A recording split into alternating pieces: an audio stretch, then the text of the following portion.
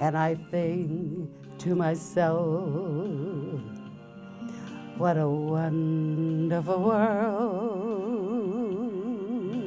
Darlene Benson Truesdale is still making music, and she is remembering a special venue from her singing career that spanned 6 decades. The surf has always been a special place for me, always. Just knowing that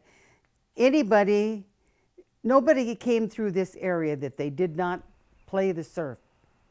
That was you're not going to go in this area if you didn't play the surf. The Mason City native definitely played the Surf Ballroom, not only the original version built in 1933 and later destroyed by fire.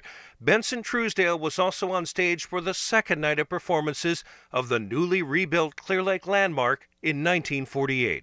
When it was open, it was a beautiful place, and those clouds and stuff in that sky actually moved in the ceiling. Those things actually worked and moved, and I mean it was beautiful. It really was. It's that history and the memories of North Iowa's famous gathering place that a musicologist and Clear Lake native is now working to gather and compile.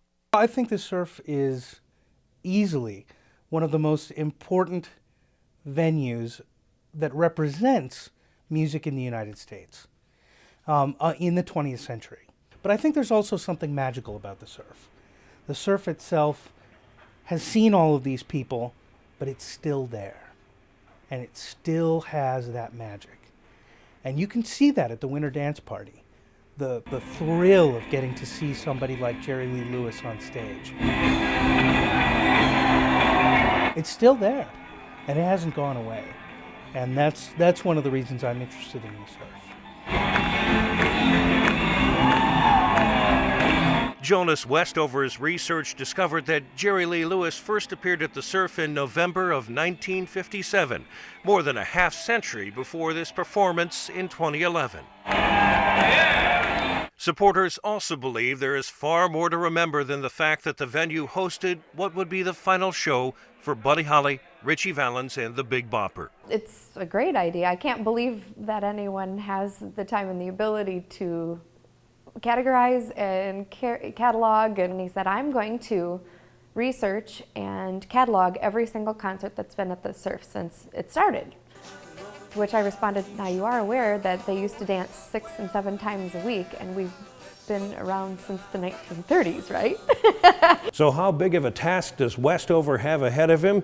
Well, just 1 decade's worth of research is giving him a preview. He figures that between 1950 and 1960, there were at least 7,000 shows or events here at the surf. I don't remember how it started. The goal is a significant book on the surf. Not a picture book, not a book of anecdotal tales, but instead the whole history, the written history and the tales themselves included. Looking for an oral history and a written history, and, if possible, a visual history as well. So to include all of these things in the book. It is a daunting task, but I think it's worth it. Westover is pinpointing 1956 as a pivotal year in the future of music at the surf. July 26th of that year featured a double bill. Jules Herman and his orchestra, and Bill Haley and his 1, 2, 3 o'clock, 4 o'clock, rock. 5, 6, 7 o'clock, 8 o'clock, rock. 9, 10, 11 o'clock, 12 o'clock, rock. We're gonna rock around the clock tonight. Westover says it is the first documented show at the surf featuring a rock and roll act. How odd a pairing does that seem? I think we don't even realize yet what kind of pairings we're going to have. But I think it's very strange because you've got a big band playing alongside a rock and roll group. And here is a group that you think is just for teenagers. But I think the appeal was wider than that. Over the years, the surf has played host to a who's who of musicians who've entertained right here from this very stage. But the spotlights in this ballroom have shone on just about everything else over the years, as well as the crowning of Miss Iowa, a corn shucking contest, and even the viewing of the newest Studebaker automobile. Westover already has these tickets and some scrapbooks donated by fans to the surf to get him started. Louis Armstrong appeared here several times. There were plenty of lesser-known entertainers, and over the past 8 decades, keeping records has not been a priority. I think it's amazing. It's something that the surf would love to have, because over the years we've been a for-profit entity, and the managers that come and go take their records with them. So when I came here 3 years ago, I came into an empty closet, an empty filing cabinet, and an empty everything.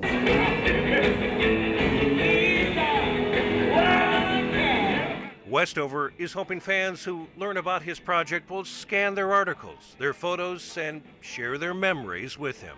Well, I've already heard there are people who have collected things from the newspaper, people who have made massive collections of materials from the surf, people who have collected photos of bands, local bands, which I'm especially interested in. Among the hundreds of publicity photos that hang at the surf is one that features Benson Truesdale. The teenage girl who was discovered singing in a music store and spent several years with the Ray Pearl Orchestra is proud to be a part of the surf's history.